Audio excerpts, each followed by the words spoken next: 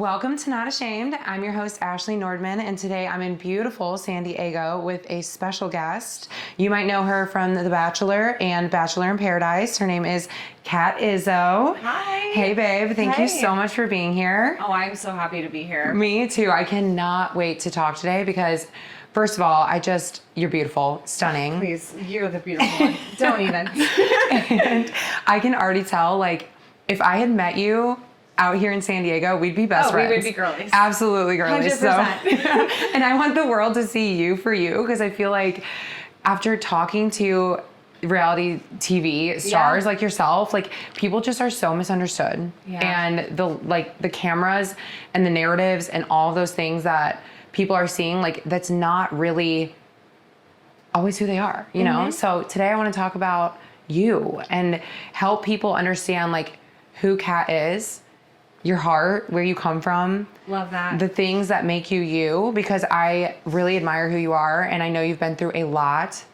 And so I just kind of want to dive in and start kind of like, let's go there, you know? Let's do it. Well, first of all, I appreciate you like wanting to make that effort into shining light onto people that probably have needed that in the past and haven't done it. Yeah. And so I've been so grateful to like have you in my life and like knowing that this was happening. I'm like, this is crazy. Like, you want to talk about me? Like, me?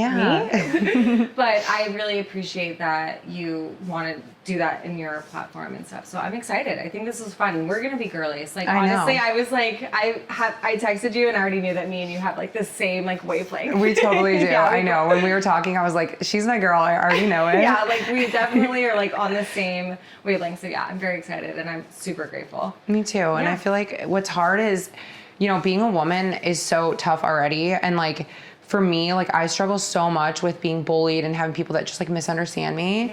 And so knowing the little bit I do about you, I feel like we're so similar because we struggle so much with people just like not really knowing our heart, you know? Exactly. And so to me, that's really tough because when you feel like you can't stand up for yourself or like tell your truth to the world, like it's a very stressful feeling when you know deep down, like I'm this person and I know who I am, but the whole world doesn't understand it. Like that's a very conflicting feeling. It is. And I also think like there's so many judgmental people. Oh yeah. And reality TV is like tough. Like I think about it all the time. I don't think I could do reality TV. I feel like it would be like you are a special kind of female to be able to handle that. I still don't think I did reality TV. Like I'm still just like, no. And it's a very when you're explaining the thing about like being misunderstood and stuff, I feel like a lot of us, just as women in general, or depending on like your upbringing, like we struggle with that on a day to day. We just might not see it. Yeah. And so when you put yourself in a situation where you have no option but to see it, you realize like that you've been struggling with that your whole life. And it brings up so much unhealed wounds, or like maybe like somewhat healed wounds, but they become unhealed real quick. And I think, mostly it's women in society. And with the way I think the society has gone, the trajectory that we're on right now, it's getting very, very bad. And the good thing about this is I was able to like see that now and recognize that, not just go through life like blind, like, you know, everything's fine, we're just living life, and possibly like even recognize my own internalized bias that I live by. So you're not alone in that. I think that we're all going through that in our own ways, and I think some people just might not even see it yet. Yeah. So the beautifulness about this reality TV shit, because it is nonsense, is that it has a lot of positives. Yeah. That helps us navigate life differently and live life with a different perspective. I think that's beautiful. Yeah. It's so valid, and I learned that this literally triggered so much things in me that I'm like, okay, now I can heal it. But I healed it quick, and it would have taken probably 4 more years to do that, but I did it in 1 year. That's how you know like you were supposed to do this because I feel like when you go through hard things, you realize really quickly like I thought I worked through that and I didn't, because then like you're like, you know what I mean? Like right now I'm going through some stuff in my personal life and I'm like, I thought I was over that, Ashley. I thought you were freaking over that, and you're clearly like, not, you know? Literally. Yeah. Imagine watching yourself make the sense of it over, and you're just like, oof, I know that girl. Yeah, She only comes out when you know it's not right. Yep. Yeah. But we're not going to always be perfect. We're not always going to be on one. Like, we're human beings. Like, it's, so you have to give yourself grace, but it is a very unique way of navigating your own internal, like your own issues with yourself that hopefully, if you use it to its advantage, can make you a better person in real life, in That's real right. time. Yeah. So how is like being on reality TV, like how has that changed your perspective? On life, myself. I think being on reality TV, it's hard. Someone asked me yesterday, they said, would you do it again? And in no way was I hesitant in saying no. Like, I would do it again and again and again, because I feel like it's just shifted my trajectory of life. It's allowed me to lean into, I don't know, I feel like it's because I went through so much hardship, I had to do the work to become a better person and live in alignment with, like, the energy around me and, like, just be more perceptive and all the things. So I feel like it just really has shifted the way that I navigate life. Yeah. Like it forced you to kind of look at things differently that you wouldn't have had you not done it. Exactly. And like it also has helped me like just be more open and aware and perceptive and just see positives in really hard times, which I already felt like I did, but like this really like made me see positives in hard times. Like there was just no way that I was gonna do that without going through as hardship as I did. But it also gave me a really insightful look on society these days, because they have so much access. So it's kind of a reflection of where we're at in society. Yeah. And which is kind of sad because I feel like we're not really like where I would like us to be. But yeah, it's just shifted my trajectory of life. It's helped me, but at the same time, I mean, it's brought me to where I am at today, especially in my career. Everything has a path backwards, and that path backwards has always been back to even Zach's season. So like being on the show and putting myself in those situations like has literally put me to exactly where I am today. We'll get back to the podcast in just a moment. This episode is sponsored by AN Skin, your answer for all things skincare and beauty. Our medical-grade products, made in the USA, use high-quality ingredients and are clinically proven to give you clear, healthy, youthful skin. Everything is cruelty-free. Visit anskinbeauty.com to shop now and regain your confidence. Now, back to the episode. What would you say was the hardest thing about what you went through?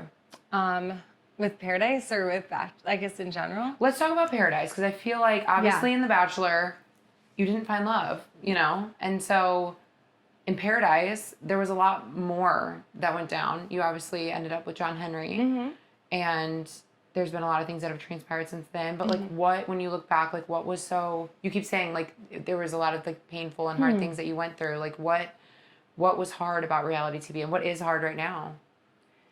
I think if I could say the hardest thing in general was the lack of control that I experienced.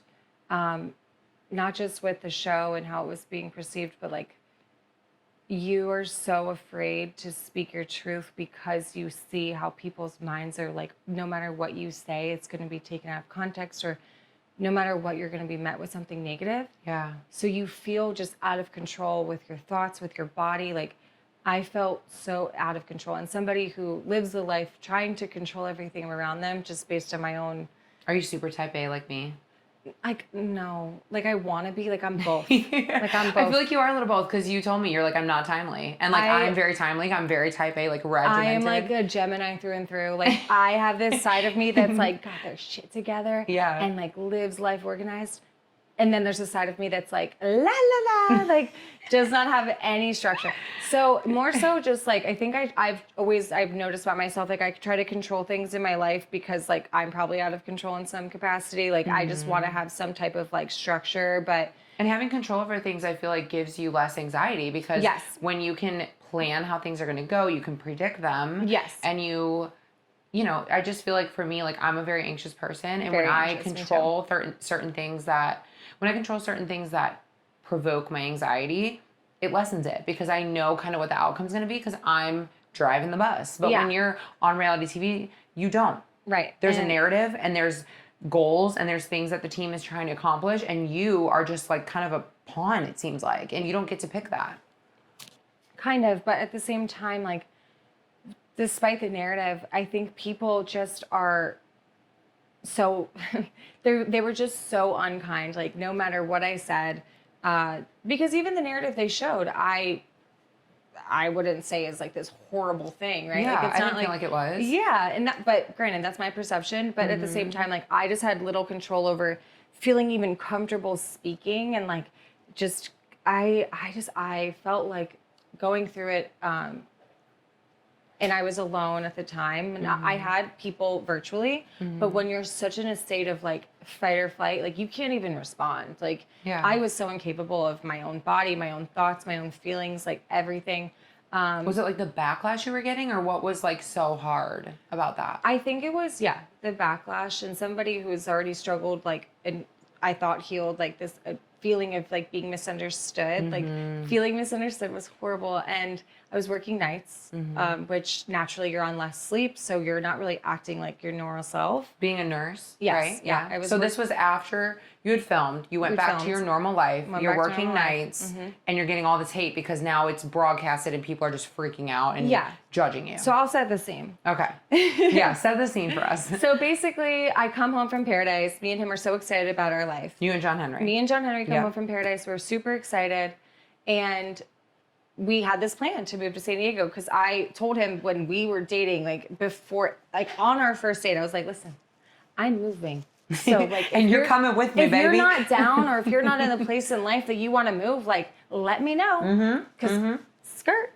But he was like, no, I've done diving. I want something stable. Like, I want to settle down in my career. I want to do this, that, and the other. And I was like, perfect. Yeah. So get home. I'm like, I moved back in with my mom at the time. And I'm like, because we were just, I knew that I was moving, right? So he's like, let me save some money. Let me find a job and stuff. And I'm like, I need to make money. Because right now I was still in nurse practitioner school. Okay. And I was just working a part-time job in like outpatient surgery. And you're living in Florida, right? Living in Tampa. Where was he living? In Virginia Beach. Okay. So not super far. Not super far. Okay. Flights were really easy, but I needed to do something that was going to provide me like more financial stability. Yeah. Because at the time I was still in my clinicals. So I was finishing nurse practitioner school. Like I graduated I think in September, right? Okay. So I could have either at that point moved to San Diego or stayed somewhere and made money. Okay. I didn't want to work in Florida.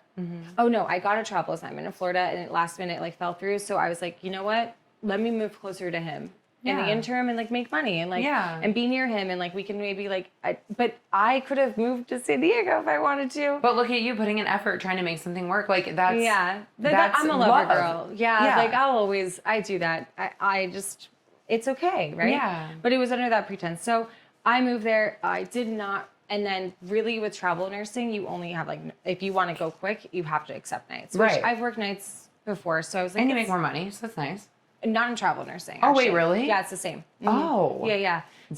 So I just was, but it's more accessible because nobody wants to work exactly. there. I personally like the flow, but I hate the lifestyle and I freaking forgot how much it. Like, I don't recognize myself because you're literally acting from no sleep. Yeah, you're like a zombie because you're like circadian rhythms all messed up, everything. So even though I graduated nursing school, I was studying for my nurse practitioner boards. So I need to be like studying. So you're working all night, getting up, studying all day. Studying all day, trying to see this man. He has a work schedule that I'm abiding by. What does he do? So he does diving, but at diving like professionally? Oh no! So he does underwater diving, basically like in a professional setting where he could either be building bridges or he could be working on like somebody needs to like get a boat up or something. Oh my god, that's a profession. It's a profession. That's amazing. But they could also do something very stable where like they're cleaning a boat, but they have the like knowledge, all the gear and everything. The gear, they know how to manage their like. Blood system and stuff. Exactly. So like it takes a skill, but like you don't always have to be putting yourself in dangerous situations. Like he has, but he was telling me that like he was done with that because really the lifespan of that like lifestyle is short. It's short. I can't imagine because going deep diving like that is probably so hard on your body. Your lifespan. It's not good for you. I could never do that. It's not good for you mentally. Like you're in the dark. Like you're in the deep dark sea. Like you don't see anything besides black. Yeah. So like imagine that. And you're there for like hours at a time, probably. Hours. What made him want to do that? Do you know? Don't let me get into that. Okay. Just like, wait, what? This is freaky. I could never do that. I'll come back to that. Okay. Because we'll table that. I'll tell you what my perception of that okay. Yeah, I want to know. I want to know.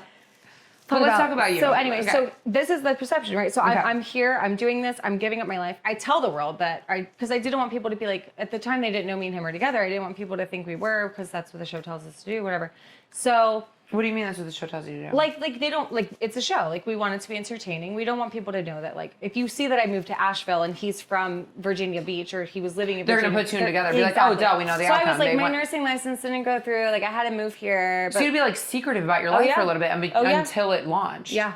Okay, so that's hard too. Because you can't like, you're excited. Posted that I was there, but not for him. Like, we had so much things that we did together that you couldn't even share it. Mm-mm. Wow. So yeah, I did that. And so I think because of the setting I put myself in, which is obviously isolated, working nights, studying, my stress levels were here. And you don't know anybody there probably. Did you know anybody there? No. And even if I did, I couldn't like develop a relationship because you're working nights. That's like not normal. No. So Asheville's in North Carolina. And that's where he was too? No, so he was in Virginia Beach. So it was closer. Was it closer then? It actually ended up being harder because the flights were really hard to get to each other. See, I'm like a geography idiot, so I'm like, where? So I'm thinking driving 6 hours. Like, he's a 6-hour drive, but like that's a really long drive. That's a long day. Yeah. So I, at one point, because it like the separation was too much, I was like, we need to meet in the middle, and that was like a 3-hour drive, and that was fine. Yeah. But actually, the flight from Tampa to Virginia Beach was super easy. It was a 2-hour flight, so I should have probably stayed, but whatever. It was fall time. I love to hike. I love the mountains. So, and I was telling myself, I wasn't just moving for him. I was also moving to experience fall. I'm from Florida. I've never seen a leaf change. Oh my God, what? Never. See, that's why I do love the Midwest, because the fall is the most beautiful. No, I'm sure you love it now. Oh, I was like, I didn't know that leaves change I didn't know they fell off the branch after they turned pink. I didn't realize I had such little time. So I had this tree that I was taking pictures of, and I was like, yes, I got it. Because the next day it was gone. It was gone. And I was like, that's my tree. So, but you know what? Being in the mountains was so incredible, because when I would have really hard days, I would go to the top of the mountain, I would just cry, and I was alone. And you feel so small. It like takes away all your stress, I feel like. It puts into perspective, like, you are this small in this big world that you feel like you're this big in. And it was beautiful. And it kind of was like a representation of a season of my life, right? So anyways, that was my like foundation. So when I was going through the hardship I was, and I relied on him to be there at the time because he was the closest thing to me. My family was obviously a flight away, and he wasn't. It made it a lot harder. And then just my girlfriend from the show. I mean, if I didn't have her, I call her in the morning every day. We would talk all day. She was still in her transition of jobs. So like, she was there for me, like, as like, I didn't have anyone personally, but we would just be on FaceTime, and the phone would just be like in the kitchen. I would be like making breakfast, whatever, but I felt a presence of somebody. So like, I wasn't alone. So I was so grateful to have people like her and my girlfriend, Allie, like just there to be there if I was like going through an emotion, or just in general, like to just not feel alone. But being alone really affects how you feel about yourself and how you make sense of your emotions. So I feel like that setting really contributed to how intense the emotions were. Yeah. Or maybe now I'm just like healed. So it's not, I look back and I'm like, it's not that bad, or I'm trying to excuse it, but it was a lot because of that setting. And then I'm like, I moved for him, and then he isn't even there for me when I need him. What do you mean he wasn't there for you? So it got really bad. So there was a moment in, like, I guess the beginning of our demise where it was one of the episodes the heat was like next level. And I anxiously attached to people. I know that about myself now, but at the time I didn't. I have anxious attachment also. Yeah, we love abandonment wounds. But I have a fear of rejection, like big time. It's not that I fear rejection. I fear of somebody like not seeing me, and like, if you reject me, I'm like, okay, you don't like me. Yeah. But why don't you like me? Why am I not good enough? What do I need to prove? What do I need to do? Like, how do I need to show my worth? However, in this moment, when you have the whole world telling you how little you are, and you want your person to see you and be there for you and give you reassurance, their opinion is the only one that matters. Exactly. And I just, honestly, I didn't even need that as much. I just needed his presence. Like, I just needed someone. And the support, like just to feel like you weren't alone. Yeah, and loved. And he wasn't really communicating, and that's okay. Like, he was, I think, struggling emotionally too. And I think he had these, I think it's scary for him to, I think at the time, he really just didn't understand his emotions. He wasn't connected enough with his body and his mind to be able to say, this is what I'm feeling. So in turn, he just kind of created narratives in his head about who I am and what I am, and then put that in combination with what's being said, what's being shown. So you think that influenced how he felt about you? It could. Like, you think the opinions people had of you, he started like going, course. yeah, maybe that is how she is. Which is valid. I mean, yeah, of course. And that is valid. Let's talk about it. Like, you know, and look at who you have in front of you. Somebody who's willing to be like willingness. So I think he was going through that internally, and he might have not been able to like put words to it or make sense of it. And that is okay. Like, that is fine. But for me, when I was in the middle of it, I'm like, what is wrong with me? I'm not good enough. The whole world is telling me I'm all these things. Like, maybe I am these things. Like, you experience a level of unworthiness that is unmatched. Because the one person you want validation from isn't giving it to you, which, granted, sure, you should be able to do that for yourself. But you know what? This is not something that you can correlate in real life, because it is next level.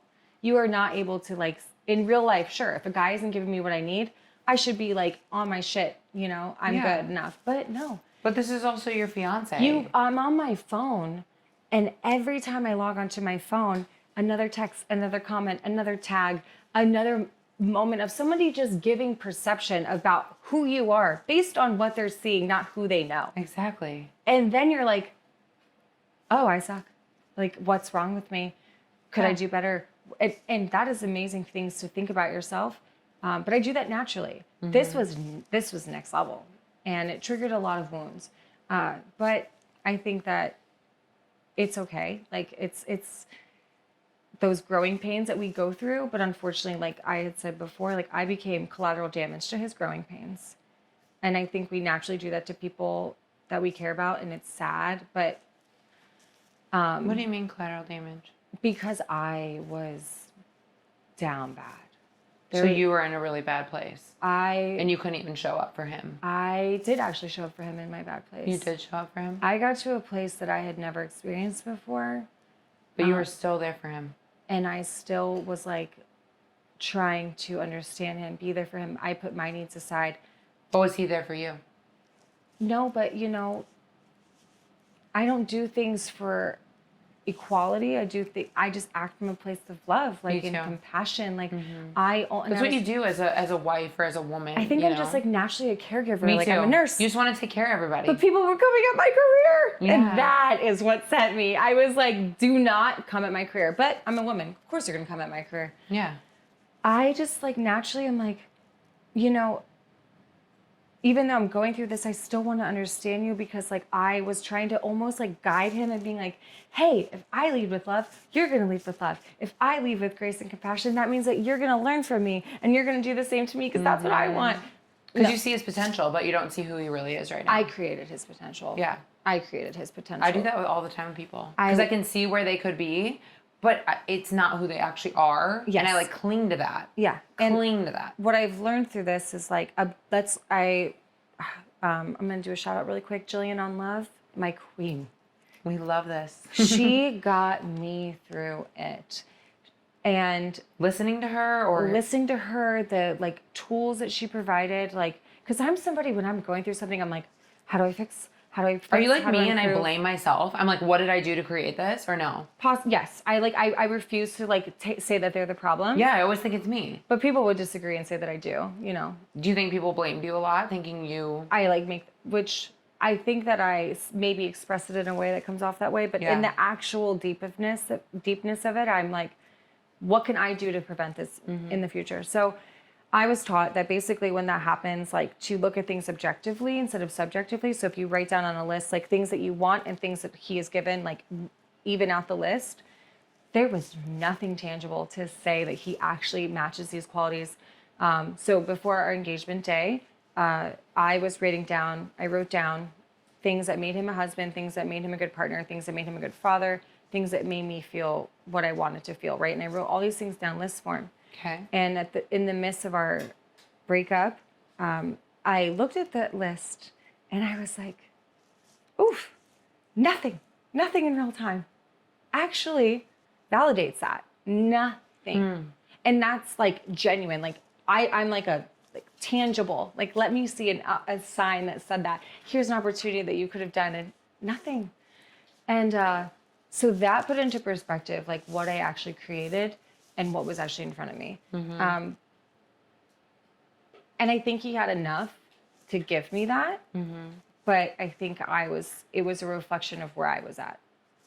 Thank you guys so much for listening. And until next time, be loud, be proud, and be shameless. For more information, visit us at anskinbeauty.com to shop all our medical grade skincare,